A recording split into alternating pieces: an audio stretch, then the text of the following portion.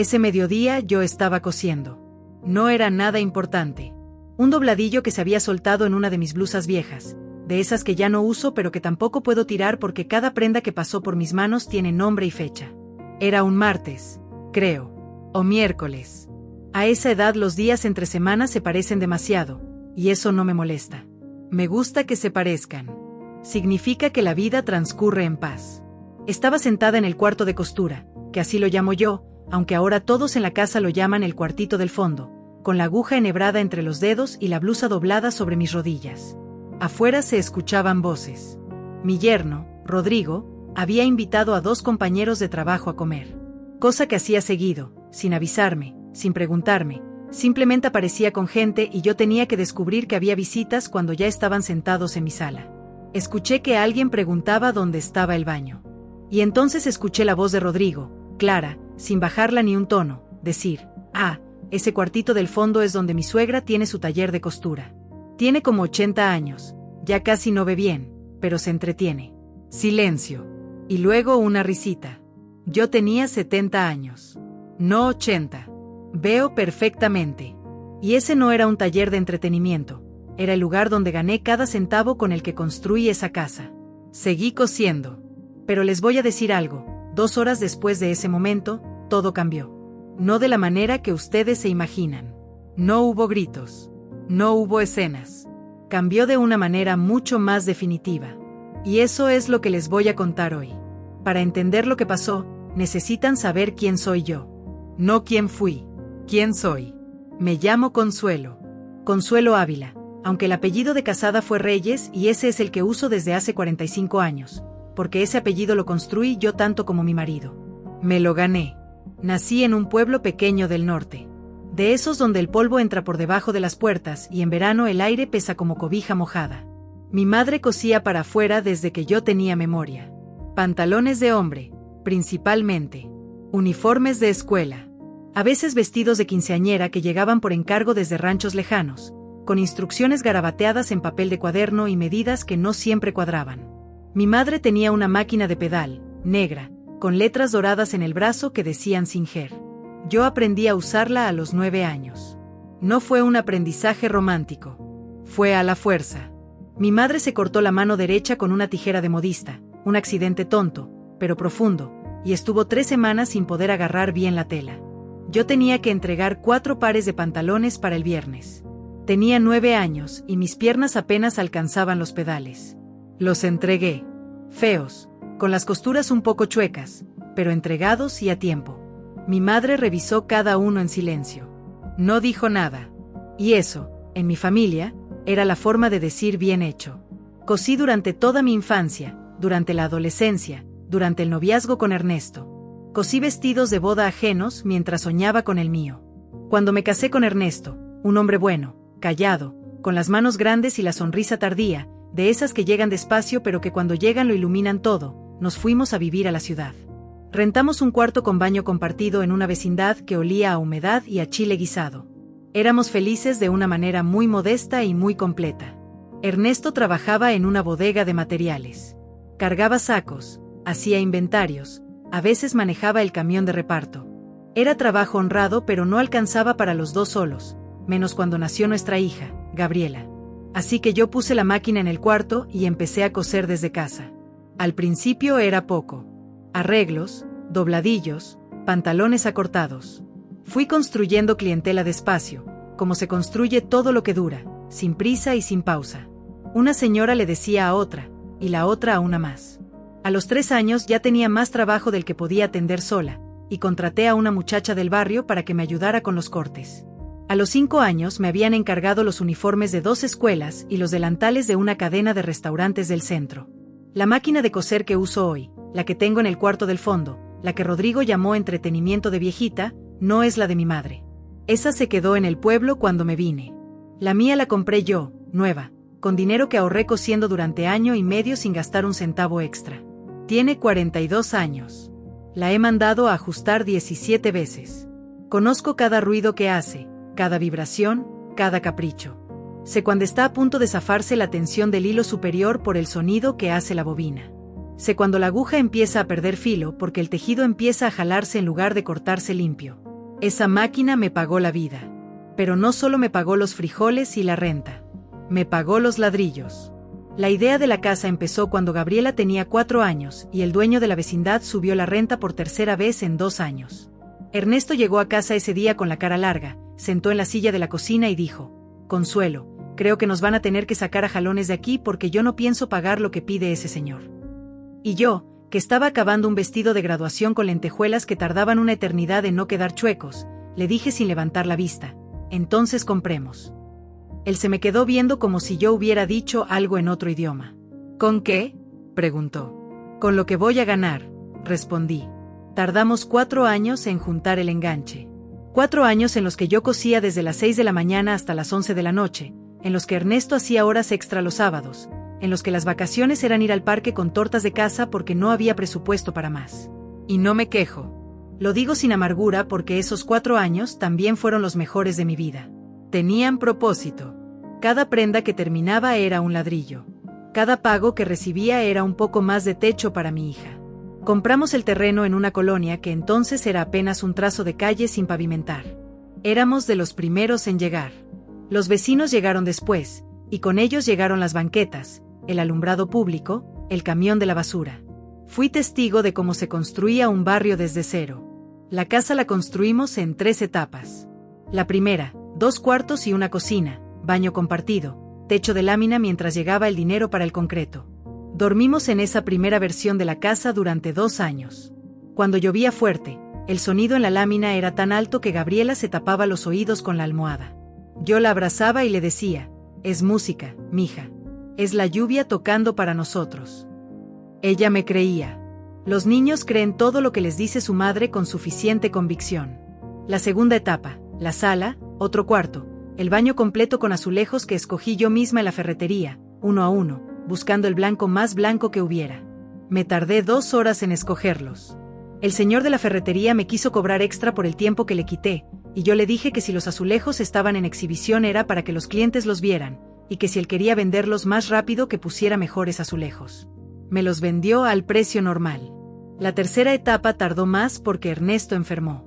Nada grave al principio, dolores de espalda que resultaron ser algo en los riñones, pero que significaron meses de menos trabajo y más gastos. Yo cosí doble. Tomé encargos que antes no aceptaba, disfraces de carnaval, trajes de folclore para grupos de danza, vestidos de novia que son los más exigentes y los mejor pagados.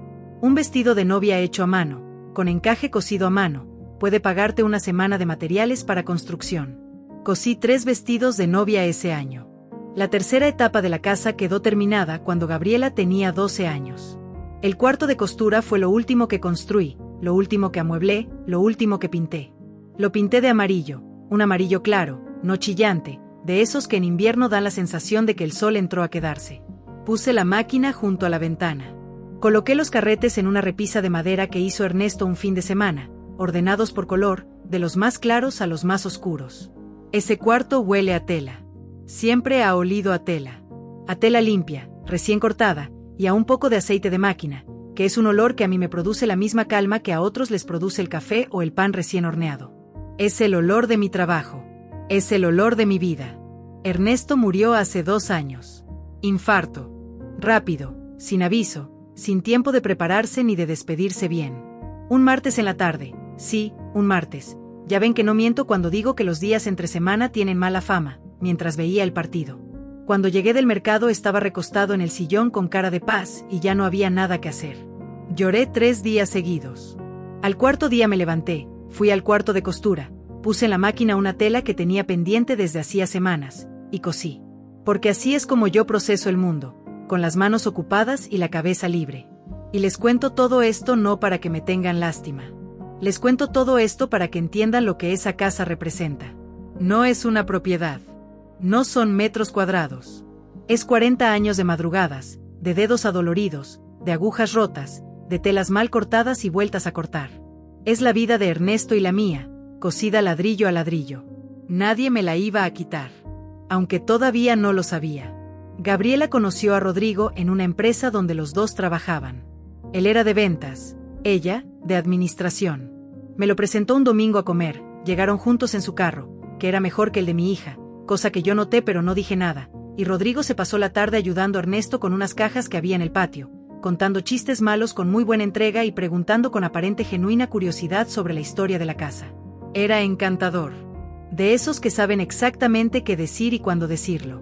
Preguntó sobre la máquina de coser, escuchó la historia de los vestidos de novia con la cara correcta en el momento correcto, dijo que le parecía increíble, de verdad, señora Consuelo, no cualquiera hace lo que usted hizo. Y lo dijo mirándome a los ojos, con esa manera que tienen algunos hombres de hacerte sentir que eres la única persona en el cuarto.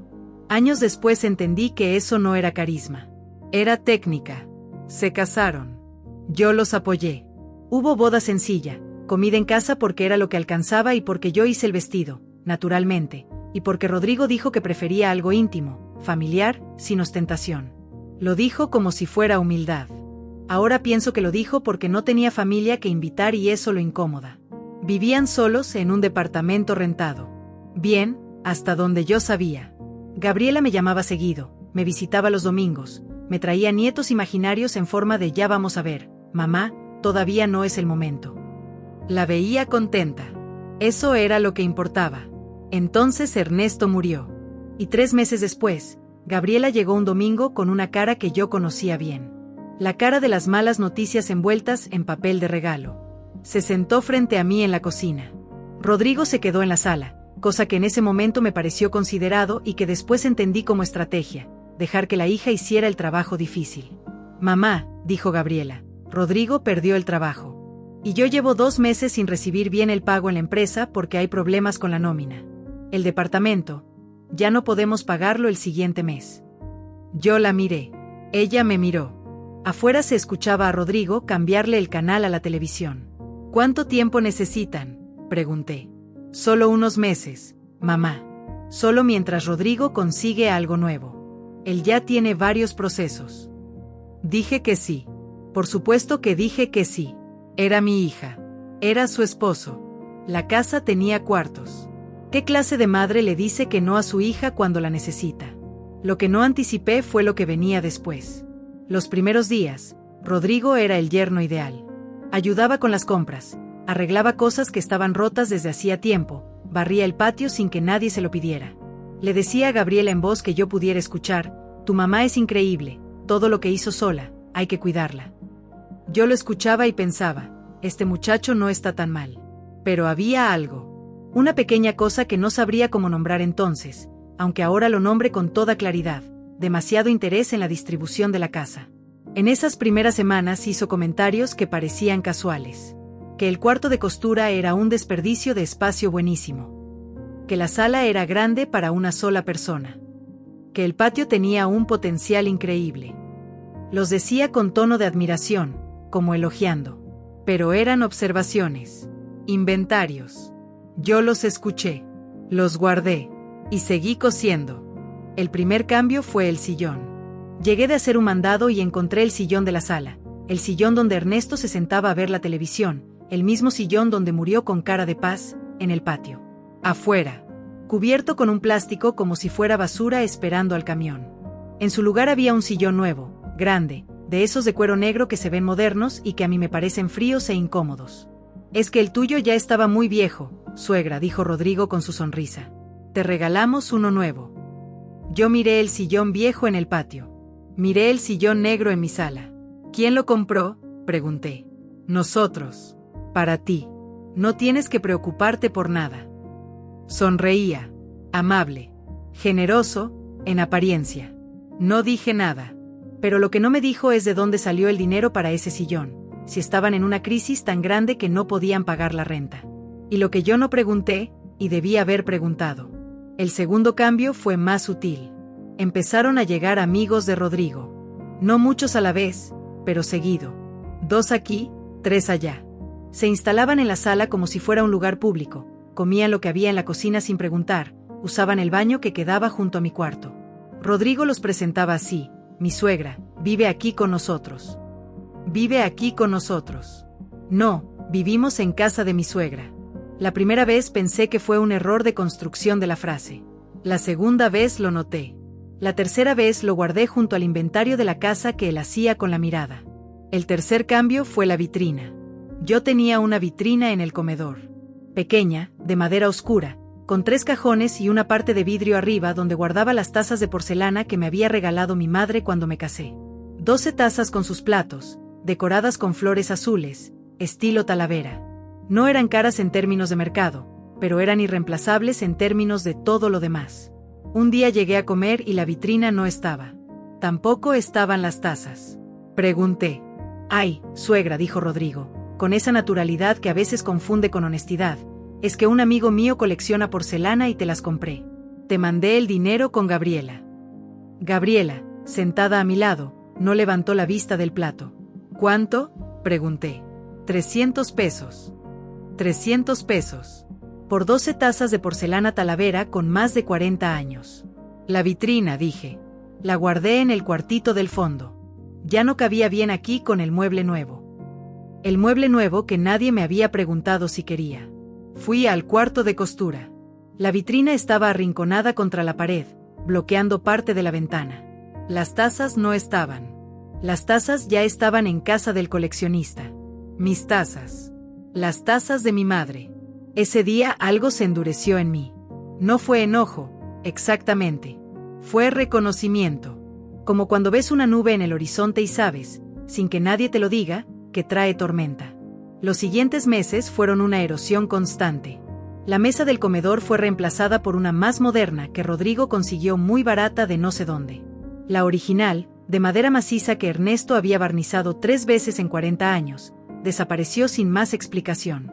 Los cuadros que yo tenía colgados, fotografías familiares, una pintura de un paisaje serrano que compré en una feria hace 20 años, el retrato de graduación de Gabriela, fueron bajados y sustituidos por láminas decorativas que a mí me parecían frías y genéricas. Es que le dan un toque más contemporáneo a la casa, suegra. Tú mereces vivir en un lugar bonito. Tú mereces. Como si lo que yo había construido no lo mereciera.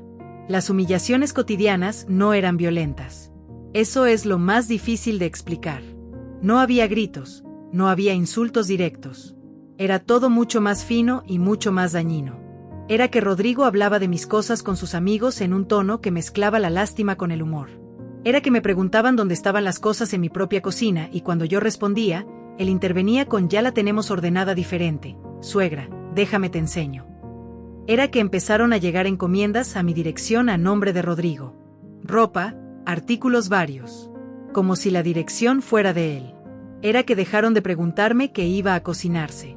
Era que un día fui al mercado y cuando volví, la llave que yo siempre dejaba bajo la maceta del patio ya no funcionaba en la cerradura. Rodrigo había cambiado la cerradura. Por seguridad, suegra. El barrio ha cambiado. Me dio una llave nueva. Una llave de mi casa, entregada por su mano, como si me estuviera haciendo un favor. Yo la recibí. No dije nada. Y siguió cosiendo. Pero ya no era la misma calma de antes. Ahora cosía con algo aprieto en el pecho, algo que reconocía de años muy viejos, de cuando era niña y el mundo era grande y yo era pequeña y no había nada que hacer más que esperar a crecer para poder actuar. Solo que yo ya tenía 70 años.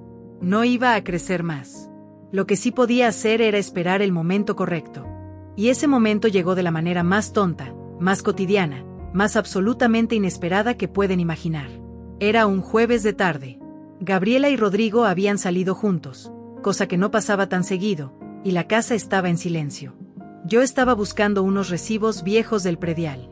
Necesitaba verificar una fecha para un trámite que había dejado pendiente, algo relacionado con la pensión de Ernesto que requería documentación. Tenía los papeles en una carpeta azul que guardaba en el cajón grande del mueble de la sala. Un mueble que, naturalmente, ya no era el que yo había escogido. El cajón no era exactamente donde lo recordaba.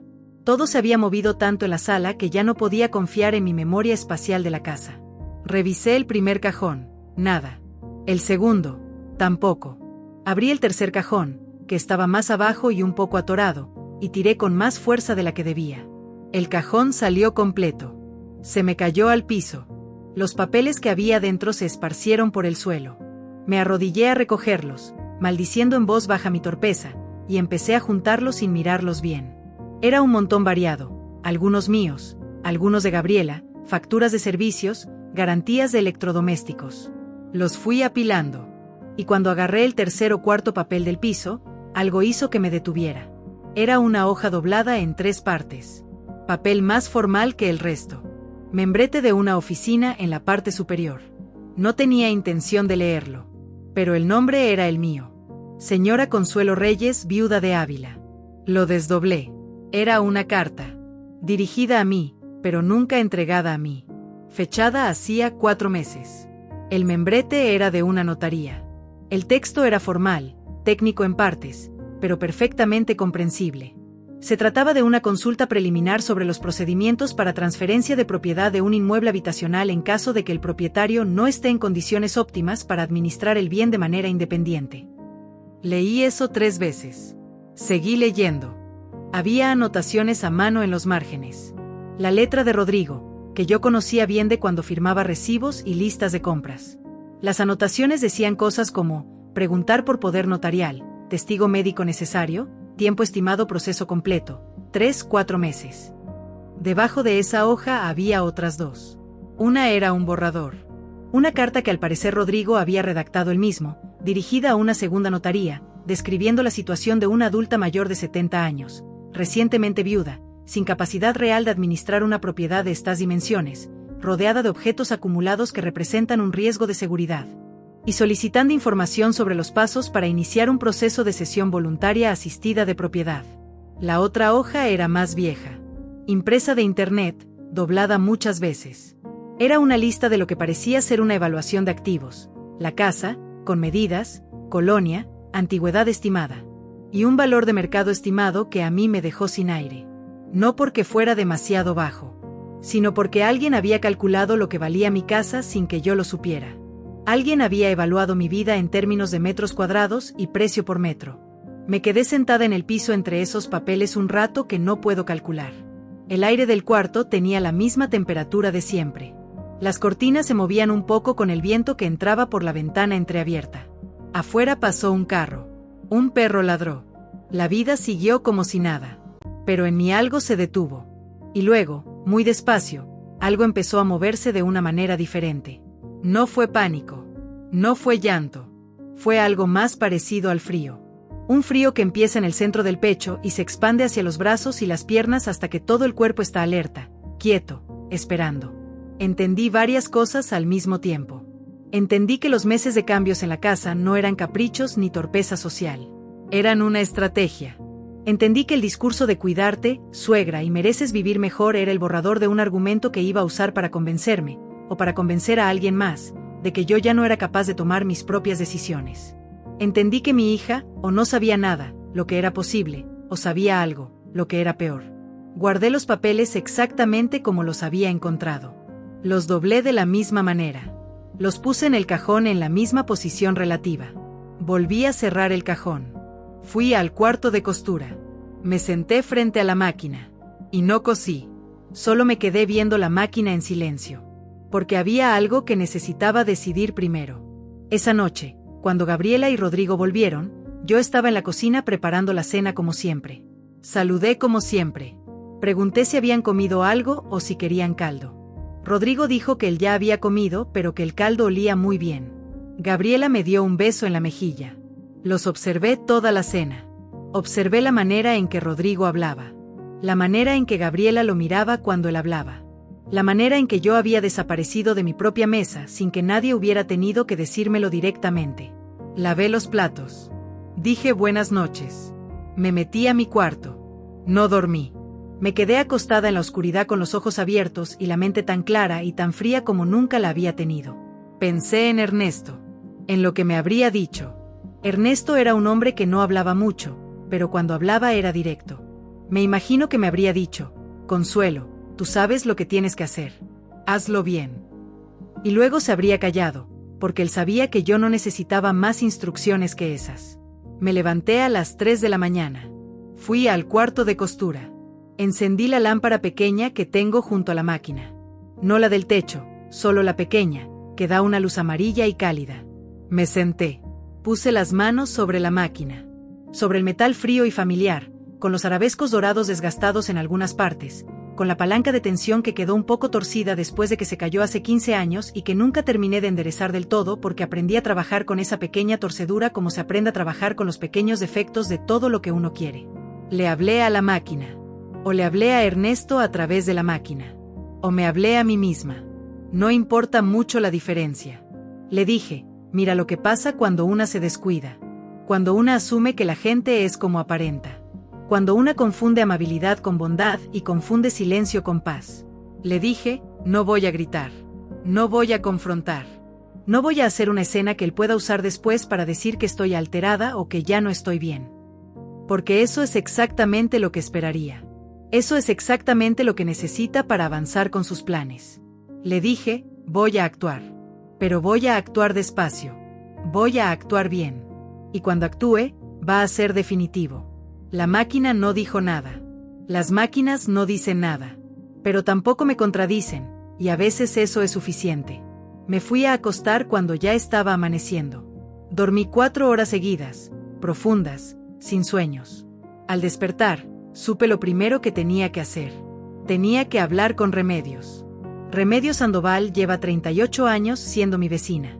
Arturo murió hace 12 años de cáncer, sin tanto drama como suena, porque era un hombre que enfrentó lo que le tocó con una dignidad que yo he admirado siempre.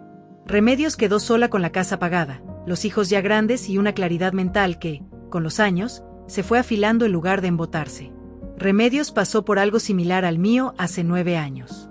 No igual. Su historia tenía otras personas, otro tipo de ambición, otra configuración familiar. Pero el patrón era el mismo, alguien dentro de la familia intentando convencerla de que se diera lo suyo por su bien. En su caso fue un sobrino político que llegó con una historia de negocios y salió con la firma de un contrato que casi le cuesta la mitad de sus ahorros. Digo casi porque Remedios, en el último momento, tuvo la sensatez de consultar a un abogado antes de firmar. Desde entonces, Remedios conoce a ese abogado muy bien. Y desde entonces, Remedios tiene un instinto para ciertas cosas que yo respeto profundamente. Fui a su casa a las 10 de la mañana del viernes siguiente. Le conté todo. Los documentos. Las anotaciones. El plan que Rodrigo tenía. Lo de las tazas, lo de los muebles, lo de la cerradura, lo de la reunión de visitas donde me había dicho que tenía 80 años. Remedios me escuchó sin interrumpirme. Su cara no cambió mucho. Solo fue poniéndose más quieta, más seria. Cuando terminé, ella tomó un sorbo de café y dijo, yo ya sabía. No todo, pero lo suficiente para haberme preocupado. Lo he visto sacar cosas de tu casa. Una caja, hace como 2 meses. No supe qué era. Te lo iba a decir, pero no quería meterme si no era asunto mío. Es asunto tuyo, le dije. Llevas casi 40 años siendo mi vecina. Eso te da derecho a meterte. Ella sonrió. ¿Qué vas a hacer?, me preguntó. Necesito saber qué puedo hacer primero. Remedios me dio el número del licenciado Fuentes. El mismo que me ayudó a mí. Lleva toda la vida en esto. Es discreto, es rápido y cobra justo. Me fui con el papel en la bolsa del delantal y con algo que hacía mucho tiempo no sentía en el cuerpo, claridad de propósito. La misma que sentía cuando me levantaba a las 6 de la mañana a coser uniforme tras uniforme sabiendo exactamente para qué era cada prenda y cada centavo. El licenciado Fuentes resultó ser un hombre de unos 60 años, calvo, con bigote entrecano. Le expliqué la situación. Le mostré fotos de los documentos que había encontrado. Me escuchó. Tomó notas. Hizo 3 o 4 preguntas muy precisas. ¿Qué quiere usted lograr, señora Consuelo?, me preguntó. Quiero que la casa siga siendo mía. Que quede documentado que yo estoy en plenas facultades. Y quiero que cuando él intente dar el siguiente paso, se encuentre con una pared. Lo que siguió fueron 3 semanas de movimiento silencioso. El licenciado Fuentes actualizó el registro de la propiedad.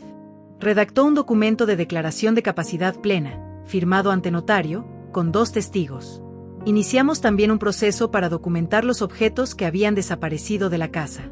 Escribir esa lista fue como hacer el inventario de una pérdida que no había querido nombrar del todo. La vitrina, las tazas, la mesa del comedor, los cuadros. También consulté con él sobre Gabriela. Le pregunté directamente, ¿podía ella estar involucrada? Me dijo que era posible, pero que sin evidencia directa, no podía asumirlo. Lo que sí podía hacer era proteger la propiedad de manera que ninguno de los dos pudiera hacer ningún movimiento sobre ella sin mi consentimiento explícito. Durante esas 3 semanas, yo viví en la casa de la misma manera que siempre. Me levantaba, preparaba el desayuno, cosía mis encargos. Saludaba a Rodrigo con la misma neutralidad de siempre. Lo observaba, eso sí. Lo veía revisar las ventanas con la mirada cuando creía que yo no lo veía. La manera en que a veces abría cajones que no eran suyos. Rápido, discreto. Estaba buscando los títulos de la propiedad. Lo supe cuando los encontré en el cajón de mi cuarto, ligeramente movidos de su lugar habitual. Los saqué esa misma tarde y se los llevé a Remedios. Guárdalos tú, le dije. Ya no había nada en mi casa que él pudiera usar. Fue un sábado por la tarde cuando Rodrigo anunció que quería organizar una reunión familiar. Quería invitar a los hermanos de Gabriela y a un par de amigos de confianza que tenían experiencia en bienes raíces y podían ayudar a pensar el futuro de la casa. Le dije que me parecía muy bien. Le dije que yo también iba a invitar a alguien, una amiga, Remedios Sandoval. No le dije que Remedios vendría acompañada del licenciado Fuentes. La reunión fue el siguiente sábado. Arreglé la sala. Puse café. Saqué galletas. Porque era mi casa. Yo era la anfitriona. Rodrigo hizo su introducción con la facilidad de alguien que ha ensayado. Habló de lo mucho que quería a su suegra. De lo increíble que había sido ella toda su vida. Del sacrificio enorme que había representado construir esa casa. Y luego empezó a hablar del futuro. Habló de que la casa era grande para una sola persona y de que el mantenimiento se volvía difícil. Habló de opciones que permitirían asegurar el futuro de todos de manera que la señora Consuelo pudiera vivir sus últimos años con tranquilidad. Fue entonces cuando yo levanté la mano. No fuerte, no dramático. Un momento, Rodrigo, dije. El cuarto se quedó en silencio. Quiero agradecerte que hayas organizado esta reunión, dije. Porque yo también tenía algunas cosas que compartir con la familia. Me levanté. Fui al cuarto de costura. Volví con una carpeta. La puse sobre la mesa. Esta carpeta tiene copias de los documentos que encontré en el cajón de la sala. Copias de una consulta a una notaría sobre transferencia de propiedad. Copias de un borrador de carta donde se describe a la dueña de esta casa como una adulta mayor sin capacidad de administrar sus bienes. El silencio cambió de calidad. También tiene copia de la declaración notariada que firmé hace 2 semanas, donde consta que estoy en plenas facultades mentales y físicas y que soy la única propietaria y administradora de esta propiedad. El registro actualizado ante el Registro Público de la Propiedad. Y la lista de objetos que han desaparecido de esta casa en los últimos 8 meses.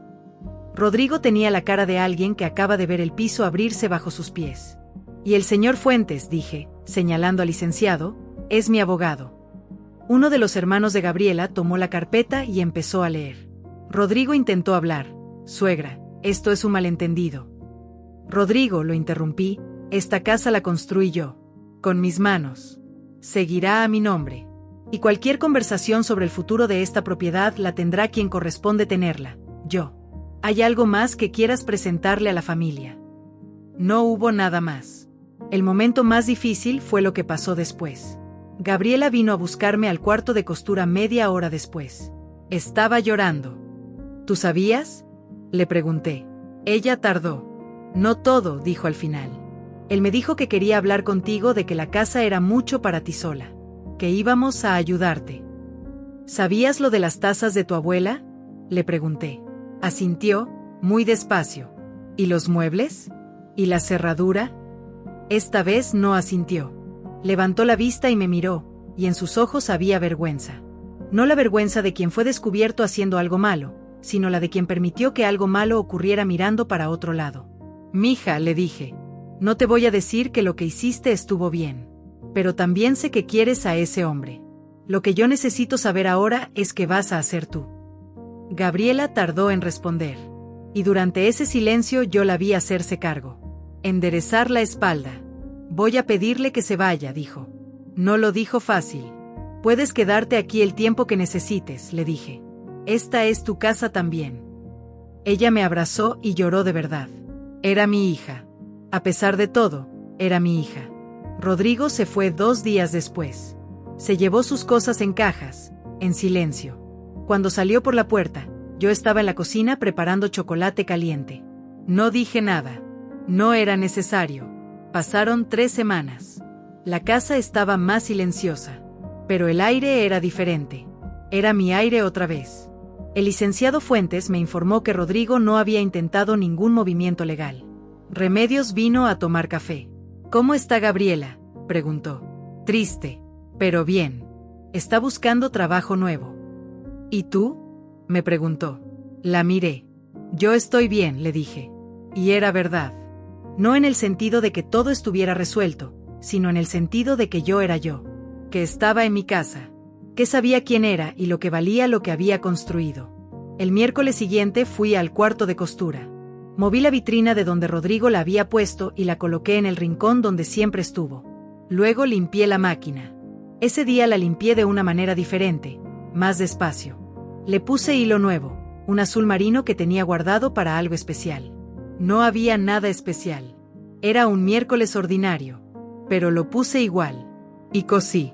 Cosí un bordado que no tenía ningún destino concreto. El sonido de la máquina llenó el cuarto. El olor a aceite y a tela limpia llenó el cuarto. Me senté en ese cuarto a coser y era exactamente el mismo cuarto de siempre. El mismo donde aprendí que construir algo con las manos te enseña a confiar en ellas para todo lo demás. La máquina sonó igual que siempre. Yo cosí igual que siempre. Pero algo había vuelto a su lugar que llevaba meses fuera de él. No un objeto. No un mueble. Yo misma. No sé cuál es su historia. Pero quiero decirles algo que aprendí esta vez.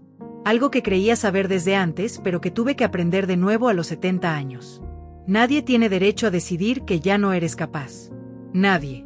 No importa cuántos años tengan. No importa si lo envuelven en preocupación genuina o si es puro cálculo disfrazado de cariño. Nadie tiene derecho a decidir que ya pasó tu momento y que ya es tiempo de dejar que otros tomen las riendas de lo que tú construiste. Porque lo que tú construiste lleva tu historia dentro. Y a veces, cuando alguien intenta quitarte algo así, lo peor que puedes hacer es gritar. El grito les da el argumento. Lo que tienes que hacer es pensar, documentar, confiar en que los años no te quitaron lucidez, te la afinaron. Yo tengo 70 años. Tengo la misma claridad que tenía a los 30, con 40 años más de evidencia de que sé lo que hago. Si están pasando por algo parecido, no se apresuren. Junten lo que necesitan y cuando actúen, que sea definitivo. Y si no están pasando por nada de eso, cuiden lo que construyeron. Cuiden su lugar en su propia vida. Cuiden el espacio que ocupan, porque ese espacio lo ganaron y nadie tiene derecho a reducírselos. El cuarto de costura huele a tela esta tarde. La máquina suena igual que siempre. Yo estoy aquí. Eso es suficiente.